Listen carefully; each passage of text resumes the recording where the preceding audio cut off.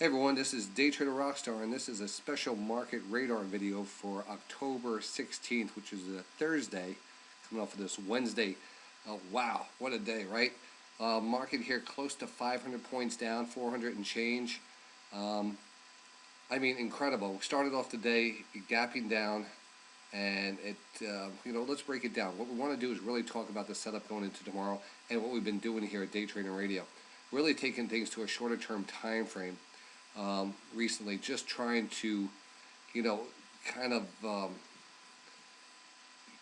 get through this volatility. It's interesting. You start to see really good stocks setting up, but again, you feel the weakness here, and you don't know how far it's going to go down. So you don't want to really be chasing too many falling knives right now.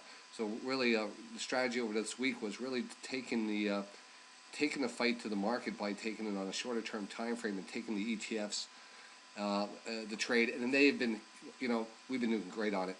It's been really good. I've been super excited about it, and I'm super excited going into tomorrow because, I think we took two TNA trades today. Both of them worked out great. We got into a third one. That was already profitable. So I would say, going into tomorrow, we have a good shot of just keeping the streak going, and we're going to talk about those trades in a second. But we want to talk about the market today. The market here started off gapping down. We kind of got a nice pop.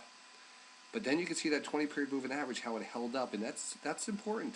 See these technicals, they're on the screen here, and I don't know if anybody can be out there and just say, well, the market doesn't react off of these technicals and stuff. Tell me this market does not react off of this 20-period moving average. Tell me today when I was, outlining the market and calling step by step each levels that were happening, why the market was breaking through the 50 and the 20-period moving average, moving up to the 200. At that point, we called the 2 o'clock trade, the 950 reversal. I mean, all these things really played out, and they really play out over and over again, even though the market had really expanded its range. I mean, we were seeing 10-point moves in a matter of 10 minutes, and that is incredible. The VIX, unbelievably, move it here in the VIX, and you can see the VIX actually pulled back here, and that's actually potential short seller because look at that candle that the VIX left.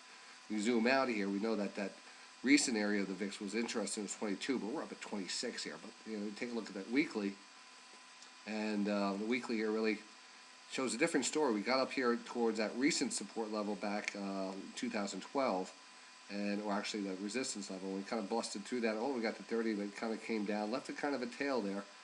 And you know what? That's all good. We look at the VIX, we trade the VIX and stuff, but the real trade was in the TNA, and that's what we're going to talk about. We're going to continue with this trade, and this is important. The TNA here, it's really the small cap 3 times the return of the Russell. So the Russell 2000, more smaller cap stocks here. It trades as a regular stock, an ETF.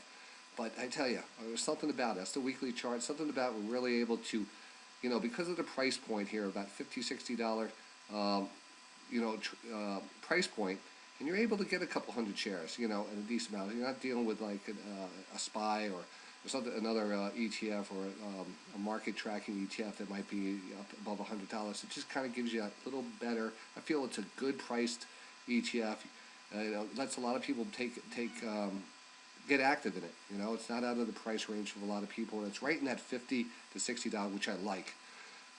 So that's one plus on it. The other plus is, it channels out fine. It came right down to this trend line, and it's really a 1, 2, 3 pattern. And you can see going back here, we started tracking the TNA and traded a lot. And I tell you, we have a good return on our TNA trades. I know out there, if you've been following us up here and trading this, it's just like trading anything else. It's like trading Intel. It's like trading futures. A trade is a trade. You're going to get in, you're going to get out, right? And you're going to make money. And that's the game plan. So it doesn't matter what vehicle you use. It's just you want to be good at it. You want to feel comfortable with it. And I think the TNA is becoming very comfortable for us because we're able to build a trade. It's a building device. It's not out of I usually start off maybe 40 shares. Then I'll fill out the market because the market's been so volatile. And then we get down to a level where we can really start to feel the market out. The morning, we take a look at this in the morning. And yesterday we got into the TNA and we held it over. And it gapped down today. What we did was we bought into it, so we brought our cost average down here to like the 55 level. So that first bounce here on the TA took us right back up. We almost got $1 profit off. We took it off, and the market pulled back. And what did we do again? We did it again. We got back into, I think it was right here, up to here. We did it again, and we waited out, and then I started getting back into it. I think I got back into here and pulled out a little bit, but then I really like the setup here. We had a divergence here playing out in the 5 minute. You can see that the market has been pushing down, but the stochastics has rotated back up with a series of higher lows.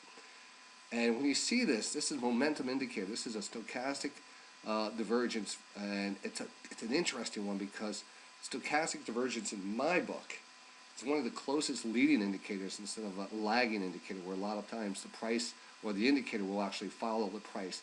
Here you're starting to see that the momentum has shifted, yet the prices continue to move down. So, seeing this and feeling comfortable in it, we're able to actually adjust our trades, and we took a pretty decent trade on there, and boom, it went, and we got out $1.20 out of that. Then, the market pulled back a lot. We got back into it because I wanted to hold on to it, and we're back into it, and this is how we ended up on the day up here. So this leads us into tomorrow, and, let's just talk about the markets. Why did the market get hit? Well, big debate in our room. Not a big debate, but a lot of people out there thinking this is not an Ebola event. This might be something of European financial instability, the German, some of the data points coming out, weakening trade, weakening data coming out of Europe. And then you have the other things that are just all over the world, the ISIS situation and everything else along with it. But I'm telling you right now, this smells of Ebola all along, because the market has gone through this issues with the European crisis. It's gone through the Ukraine-Russian crisis. It's gone through the Syrian crisis. It's gone through all these things. And what the market does, when the market pulls back aggressively like this, and you get a big day down, honestly, we've seen this before. I've traded the markets for years. And when we see these markets here trade off hard on news, it's because that news is something the market can't get a grip on, can't wrap its hands around, doesn't know the outcome. Lots of times we'll have something back in the day. I was using this as an example when we had these recent corrections going back all the way to 2012, or after 2012, 2013, 2014. We had the debt ceiling crisis. We had the fiscal cliff. These things came out, and they came out of nowhere, and they pushed this market down and kind of stunned it.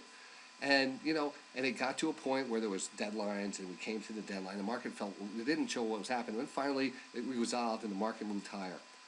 And the next time we had a deadline come up and stuff, the market just took it off. So whatever. We've been there, done that. This is a totally different scenario. This is an event that we have no idea how it's going to play out. So the market is pricing in what we're looking at as a very bad, worst case scenario. I don't know. How do you price in a worst case scenario if there's a worldwide epidemic, a pandemic? I mean, it's hard to price in. It probably get much worse if it is. But right now, the market is reacting on this Ebola.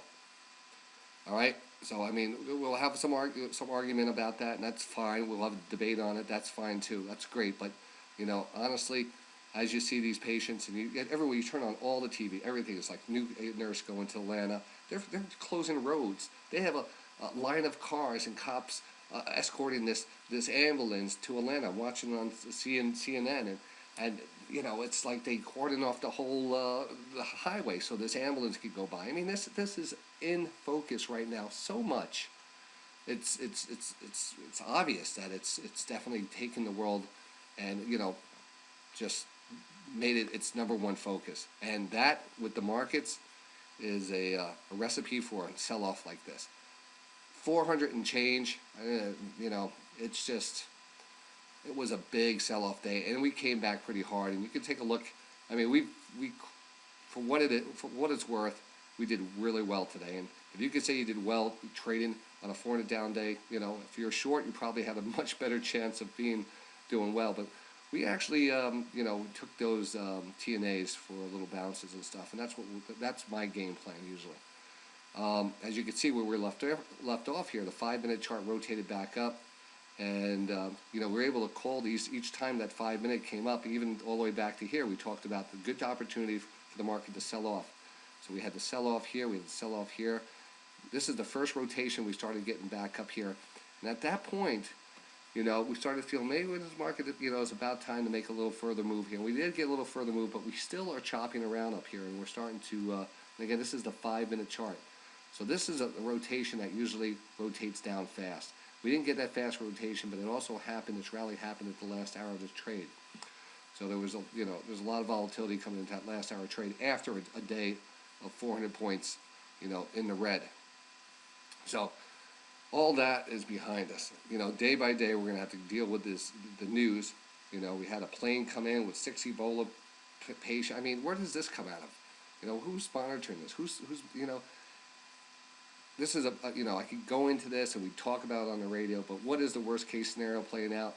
And, is there going to be like 5, 10 more cases here in the U.S. and then are we going to have to track down all those people they made contact with? I mean, they have like hundreds of people being monitored right now. So if someone comes out with Ebola just because a person is on the plane with them, this thing could get a little hairy, because they're saying, well, all these people are flying this plane with this nurse. Why was she playing a public flight and stuff? Yeah, exactly. 99.5-degree temperature.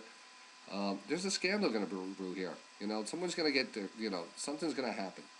Something's going to happen, because she probably shouldn't have been flying the plane. She apparently called the CDC, and they said, I don't know if it was okay to fly. I don't have all my facts in front of me, but, I have a feeling there will be some shakeup due to this thing. And you know what? And not to blow everything out of proportion, there's only a couple cases here in the U.S., and I keep on referring back to the 23,000 people low ball figure. This is a low conservative amount that die each day of the flu.